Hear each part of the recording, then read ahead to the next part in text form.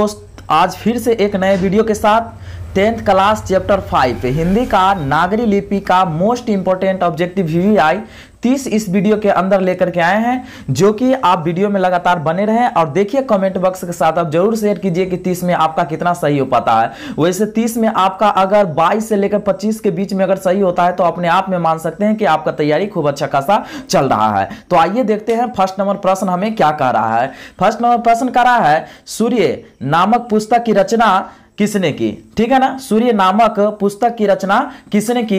तो फर्स्ट का आंसर क्या हो जाएगा? इसका आंसर नंबर सी हो जाएगा, गुणाकर मूल्य इसका आंसर हो जाएगा। चलिए आइए है देखते हैं सेकेंड नंबर प्रश्न। दोस्तों बता दी, यदि वीडियो अच्छा लगे आपके लिए अगर हेल्पफुल है तो जरूर चैनल को सब्सक्राइब कर लीजिएगा, क्योंकि 10th क्लास का सभी विषय का मोस्ट इंपोर्टेंट ऑब्जेक्टिव प्रत्येक दिन अपलोड होता है। ठीक है, यदि आप इतिहास, हिंदी और सब विषय का अगर ऑब्जेक्टिव अगर आप देखना चाहते हैं मोस्ट इंपोर्टेंट, तो आप जाइए प्लेलिस्ट में, और प्लेलिस्ट में सभी विषय का ऑब्जेक्टिव बना हुआ है, खूब अच्छा से बना हुआ है। ठीक है, तो वहां से आप जाकर के अपना आगे की तैयारी करें।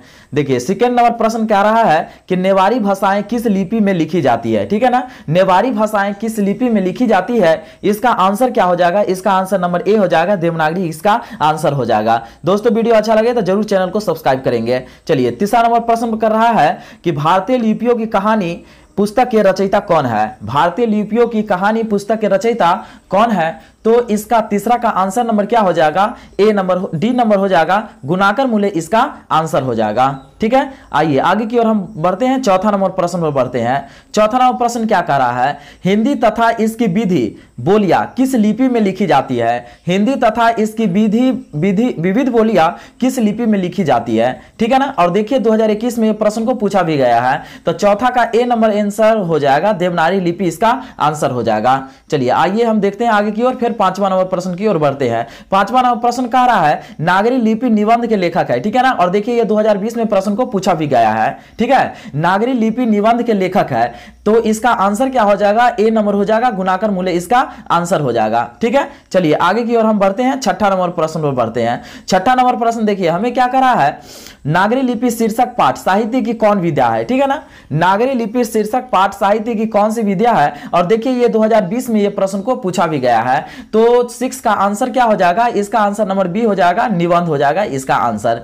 ठीक है ना, चलिए आगे की ओर हम बढ़ते हैं, 7 नंबर प्रश्न की ओर चलते हैं। 7 नंबर प्रश्न हमें कह रहा है कि गुणाकर मूल्य द्वारा रचित निबंध कौन सी है? ठीक है ना, गुणाकर मूल्य द्वारा रचित निबंध कौन सी है? तो 7 का आंसर क्या हो जाएगा? इसका आंसर नंबर सी हो जाएगा, नागरी लिपि इसका आंसर हो जाएगा। नेक्स्ट क्वेश्चन की ओर बढ़ेंगे। नेक्स्ट क्वेश्चन है 8वां नंबर प्रश्न। 8वां नंबर प्रश्न हमें कह रहा है गुणाकर मूल्य का जन्म कब हुआ? ठीक है ना, गुणाकर मूल्य का जन्म कब हुआ? तो 8 का आंसर क्या हो जाएगा? ए नंबर हो जाएगा, 1935 में गुणाकर मूल्य का जन्म हुआ था। ठीक है, चलिए आगे की ओर हम बढ़ते हैं, 9 नंबर प्रश्न की ओर चलते हैं। 9 नंबर प्रश्न हमें कह रहा है कि नागरी लिपि का प्राचीनतम लेख किस प्रदेश में से मिलते हैं? ठीक है ना, नागरी लिपि का प्राचीनतम लेख किस प्रदेश से मिलते हैं? तो 9 का आंसर क्या हो जाएगा? 9 का आंसर ए नंबर हो जाएगा, दक्कन प्रदेश इसका आंसर हो जाएगा। ठीक है, चलिए नेक्स्ट क्वेश्चन की ओर हम बढ़ते हैं, 10 नंबर प्रश्न पर। 10 नंबर प्रश्न कह रहा है नागरी लिपि में प्राचीन मराठी भाषा के लेख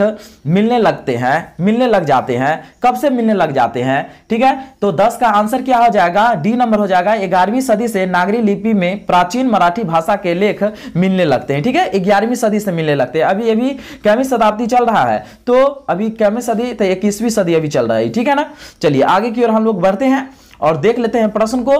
11 नंबर प्रश्न। 11 नंबर प्रश्न कह रहा है हमें, 11 नंबर प्रश्न कह रहा है कि देवनागरी लिपि में कौन सी भाषा लिखी जाती है? ठीक है ना, देवनागरी लिपि में कौन सी भाषा लिखी जाती है?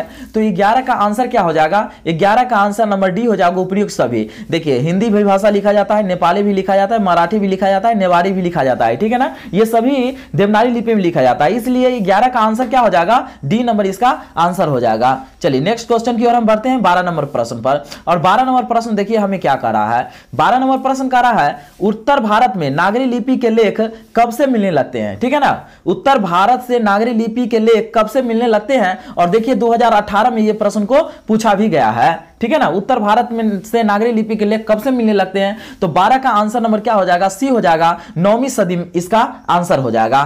ठीक है, चलिए आगे की ओर हम बढ़ते हैं 13 नंबर प्रश्न पर, ठीक है ना।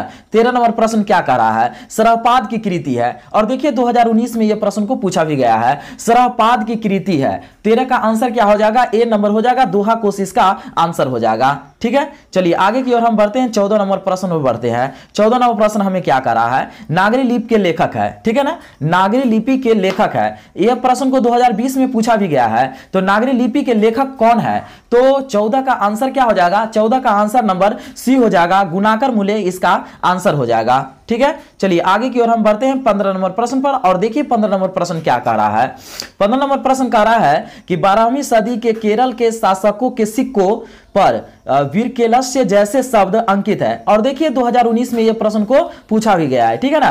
तो 15 नंबर का आंसर क्या हो जाएगा, तो 15 का आंसर डी हो जाएगा, देवनागरी इसका आंसर हो जाएगा, ठीक है। चलिए आगे की ओर हम बढ़ते हैं, 15 का आंसर क्या हो जाएगा, 15 का आंसर डी हो गया, ठीक है। अब 16 नंबर प्रश्न में बढ़ते हैं। 16 नंबर प्रश्न में क्या कह रहा है, तो आइए देखिए 16 नंबर प्रश्न कह रहा है कि लोक किस लेखक की कृति है, ठीक है ना, लोक किस लेखक की कृति है, और देखिए 2021 में यह प्रश्न को पूछा भी गया है, तो लोक किस कृति के लेखक है, तो 16 का आंसर क्या हो जाएगा, 16 का आंसर नंबर बी हो जाएगा, गुणाकर मूल्य इसका आंसर हो जाएगा, ठीक है। चलिए आगे की ओर हम बढ़ते हैं, 17 नंबर प्रश्न बढ़ते हैं, और 17 नंबर प्रश्न में क्या कह रहा है, मराठी भाषा की लिपि क्या है, और मराठी भाषा की लिपि क्या है, तो मराठी भाषा की लिपि क्या है, 17 का आंसर क्या हो जाएगा, डी नंबर हो जाएगा, देवनागरी लिपि हो जाएगा, ठीक है ना। मराठी भाषा अभी ये तो हम जाने हैं कि हिंदी हो गया, मराठी हो गया, नेवाड़ी हो गया, ये सब जो है कि देवनागरी लिपि में लिखी जाती है। चलिए आगे की ओर हम बढ़ लेते हैं 18 नंबर प्रश्न की ओर। अब 18 नंबर प्रश्न हमें क्या कर रहा है, तो देखिए 18 नंबर प्रश्न क्या कर रहा है, धारा नगरी के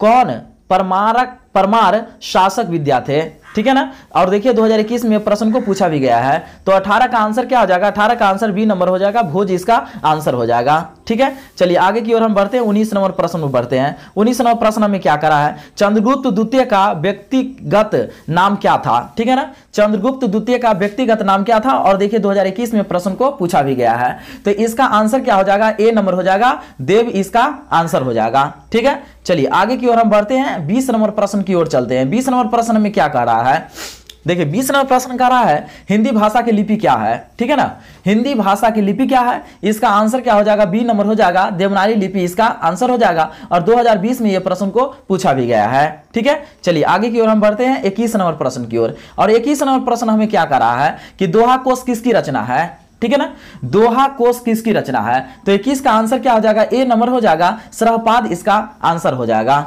ठीक है। अब यहां पर हम चलते हैं 22 नंबर प्रश्न पर चलते हैं। 22 नंबर प्रश्न क्या कर रहा है, रामायण की रचना किस भाषा में हुई, ठीक है ना, रामायण की रचना किस भाषा में हुई। अब देखिए 2020 में यह प्रश्न को पूछा भी गया है, तो 22 का आंसर क्या हो जाएगा, 22 का आंसर नंबर ए हो जाएगा, संस्कृत इसका आंसर हो जाएगा, ठीक है। चलिए आगे की ओर हम बढ़ते हैं, 23 नंबर प्रश्न में बढ़ते हैं, ठीक है ना। 23 नंबर प्रश्न में क्या करा है, तमिल, मलयालम, तेलुगु, कन्नड़ भाषाएं, ठीक है ना, ये सब भाषाएं किस भारत की है, ठीक है ना, उत्तर भारत की है कि पश्चिम भारत के, पूर्वी भारत के कि दक्षिण भारत के है, और देखिए 2020 में यह प्रश्न को पूछा भी गया है, ठीक है। तो 23 का आंसर नंबर क्या हो जाएगा, डी हो जाएगा, ये सब दक्षिण भारत की भाषाएं हैं, ठीक है ना, तमिल, मलयालम, कन्नड़, तेलुगु ये सब दक्षिण भारत की भाषाएं हैं। चलिए आगे की ओर हम बढ़ते हैं 24 नंबर प्रश्न की ओर। 24 नंबर प्रश्न में क्या कह रहा है, 24 नंबर प्रश्न कह रहा है कि पहली बार देवनागरी लिपि के टाइप बने हैं, ठीक है, कब बने, ठीक है, पहली बार देवनागरी लिपि के टाइप कब बने, तो 24 का आंसर क्या हो जाएगा, तो 24 का आंसर क्या हो जाएगा, 24 का आंसर ए नंबर हो जाएगा, करीब 2 सदी पहले बना था, ठीक है। चलिए आगे की ओर हम बढ़ते हैं 25 नंबर प्रश्न की ओर। 25 नंबर प्रश्न में क्या कह रहा है, 25 नंबर प्रश्न कह रहा है अक्षरों की कहानी किसकी रचना है, ओके, अक्षरों की रचना किसकी कहानी है, तो 25 का आंसर नंबर क्या हो जाएगा, 25 का आंसर बी हो जाएगा, गुणाकर मूल्य की ये कहानी है, अक्षरों की कहानी, ठीक है ना। चलिए आगे की ओर हम बढ़ते हैं 25 नंबर प्रश्न पर। वीडियो अच्छा लग रहा है तो जरूर चैनल को सब्सक्राइब करते चलेंगे। अब देखिए 26 नंबर प्रश्न, नागरी लिपि निबंध गुणाकर मूल्य की किस पुस्तक से लिया जाता है, ठीक है ना, नागरी लिपि निबंध गुणाकर मूल्य किस पुस्तक से लिया जाता है, तो 26 का आंसर क्या हो जाएगा, सी नंबर हो जाएगा, भारतीय लिपियों की कहानियां से इसका आंसर हो जाएगा, ठीक है। चलिए आगे की ओर हम बढ़ते हैं 27 नंबर प्रश्न की ओर, और देखिए 27 नंबर प्रश्न क्या कर रहा है कि 9वीं सदी में सुदूर दक्षिण से प्राप्त वर्गुण का पलियम ताम्रपत्र किस लिपि में है, तो 27 का आंसर क्या हो जाएगा, 27 का आंसर ए नंबर हो जाएगा, नागरी लिपि इसका आंसर हो जाएगा। ठीक है, चलिए आगे की ओर हम बढ़ते हैं 28 नंबर प्रश्न पर। और देखिए 28 नंबर प्रश्न में यहाँ क्या कह रहा है, कई ईसा की 14वीं 15वीं सदी के विजयनगर के शासकों ने अपने लेखों की लिपि को क्या कहा। ठीक है, तो 28 का आंसर क्या हो जाएगा, 28 का आंसर नंबर ए हो जाएगा, नंदी नगरी कहा था। ठीक है, चलिए आगे की ओर हम बढ़ते हैं और 29 नंबर प्रश्न की ओर। 29 नंबर प्रश्न देखिए हमें क्या कह रहा है। दोस्तों वीडियो अच्छा लग रहा है तो जरूर चैनल को सब्सक्राइब करते चलेंगे। 29 नंबर प्रश्न कह रहा है, बेतमा दान पत्र किस समय का है। ठीक है, और देखिए 2018 में ये प्रश्न को पूछा गया है, बेतमा दान पत्र किस समय का है। तो 29 का क्या हो जाएगा, 29 का आंसर जो है इसमें हो जाएगा ए नंबर 220 ईस्वी है। ठीक है ना, चलिए आगे की ओर हम बढ़ेंगे, लास्ट 30 नंबर प्रश्न पर चलेंगे। लास्ट 30 नंबर प्रश्न हमें क्या करा है, गुणाकर मूल्य ने अपनी किस पुस्तक में संसार की प्रायः सभी प्रमुख पुरालिपियों की विस्तृत जानकारी दी। ठीक है, तो 30 का आंसर क्या हो जाएगा, 30 का आंसर ए नंबर हो जाएगा, अक्षर कथा हो जाएगा। तो दोस्तों यहां तक 30 तक, 1 से लेकर के 30 तक हो गया। और आप कमेंट बॉक्स में जरूर शेयर कीजिए कि आपका 30 में कितना सही हो पाया। वैसे तो हम बता दिए थे कि 22 से लेकर 25 तक अगर है तो खूब अच्छा खासा तैयारी है, लेकिन वैसे कमेंट बॉक्स के साथ आप जरूर शेयर करेंगे। वीडियो अच्छा लगा तो जरूर चैनल को सब्सक्राइब करेंगे, अपने मित्रों के पास जरूर शेयर करेंगे। धन्यवाद मेरे दोस्त।